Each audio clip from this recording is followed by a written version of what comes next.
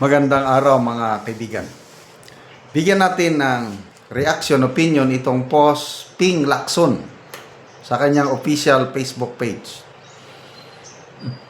Ex-Speaker Romualdez, dapat tinanggap ang imbitasyon ng Blue Ribbon para sagutin ang mga aligasyon. 2 beses inimbitahan si ex-Speaker Martin Romualdez sa pagdinig ng Blue Ribbon Committee para pabulaanan ang mga aligasyon nag-ugnay sa kanya sa pagkalikot ng budget. Pagkakataon na sana upang maipaliwanag ang kanyang sarili. So ito yung kanyang post ni Lacson sa X. The Blue Ribbon Committee gave the former speaker at least 2 chances through official invitations to testify under oath and public scrutiny to what may be his strong argument against allegations of masterminding the mangling beyond recognition of the 2025 national budget during the bicameral conference, which he now claims to have been made by only 2 people, then SP Chis Escudero and ex-Congressman Salde Co. So anong ibig sabihin nito? Para bang ikaw kasi Di ba ganon? Bakit hindi mo tinanggap yung aming imbitasyon? Kung humarap ka lang sana, hindi sana nasagot mo yung mga aligasyon. Ano ba? Anong kinala? Granting na humarap siya sa Blue Ribbon hearing. Mapipigilan ba ni yung Blue Ribbon hearing na yon, yung pagsampa ngayon ng kaso ng ombudsman? I don't think so. Kasi up to now, ang Blue Ribbon Committee report, partial report pa rin, na kulang-kulang pa rin ang perma. Sa ngayon, 6 na perma lang ang nandun.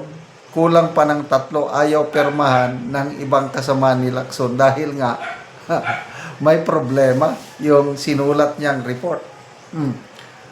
Kaya I don't think so na may epekto yung kung humarap man o hindi si Romualdez.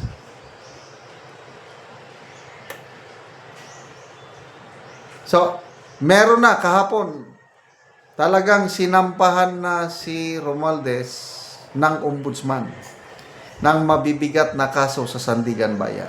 Yung matandaan ko lang plunder, direct bribery, indirect bribery, graft, at saka, ano yung isa? Money laundering.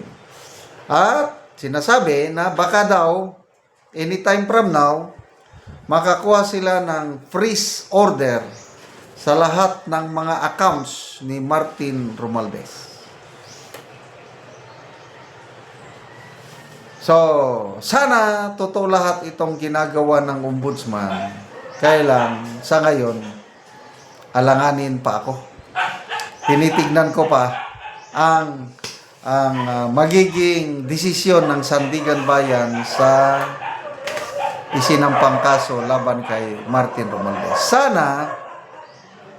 Sana paboran ng Sandigan Bayan. Sana malakas ang mga ebidensyang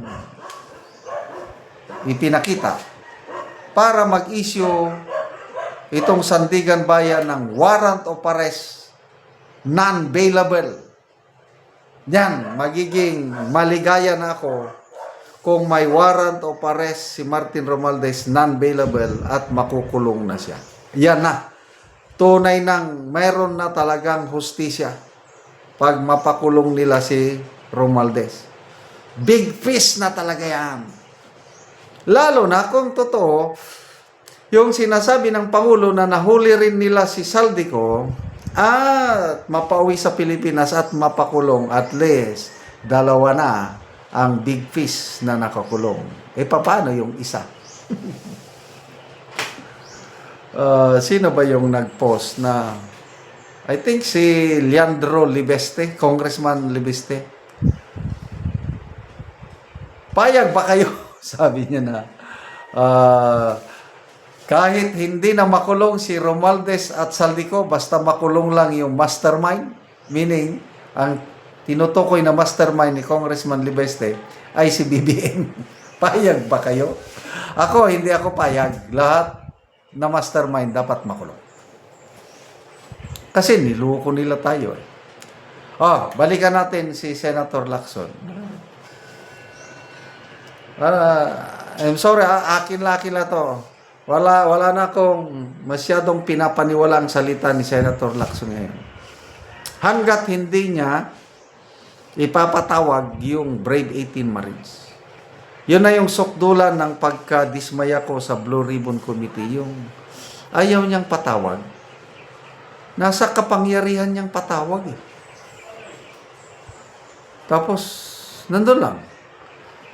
Mismo na nga mga Supreme Court Justices, specifically Justice Hernando, sa oral argument sa kahapon, ilang beses siyang nagbanggit ng salitang maleta. Kaya ayaw ko ng unprogrammed allocations dahil it's a very risky undertaking na yung pera ng taong bayan maipapasok lang sa maleta. At kailangan ng maraming maleta para maipasok yung mga pera na yan. Salamat po sa mga maestrado natin na tunay ngang last defense sila ng ating democracy. So, ang huli, ang pagsisisi ay palaging nasa huli.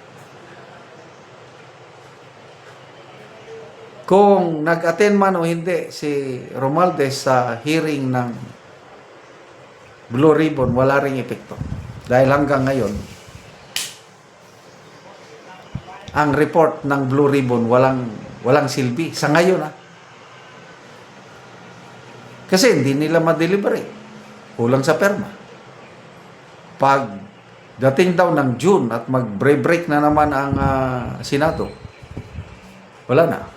Ay archive na lang yun. Wala nang silbi. So, sayang-sayang lang ang gastos natin sa mga hearing na kinandak ni Senator Ping Lacson.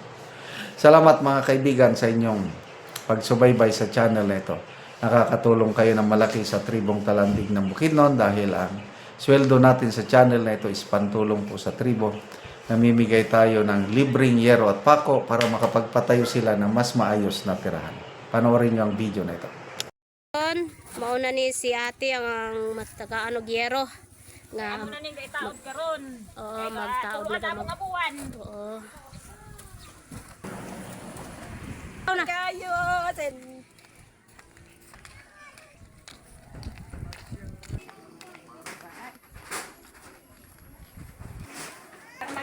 Mauna ni ang atok nila ate nga kuan na kaayo ano kayong bangag sa gusto silang atok. Grabe na gid kayo ang gusto to o tuluan na gid kayo sila ate ko ulan.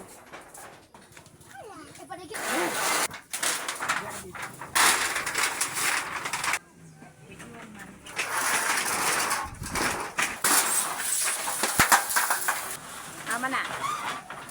Karon sa So, mauna gid ang atok nilang ate nga daw na gid kayo. Karon mag-atok na gid si Uncle sa iyang balay. So, nagtinabanga gid sila og atok si ate og Uncle.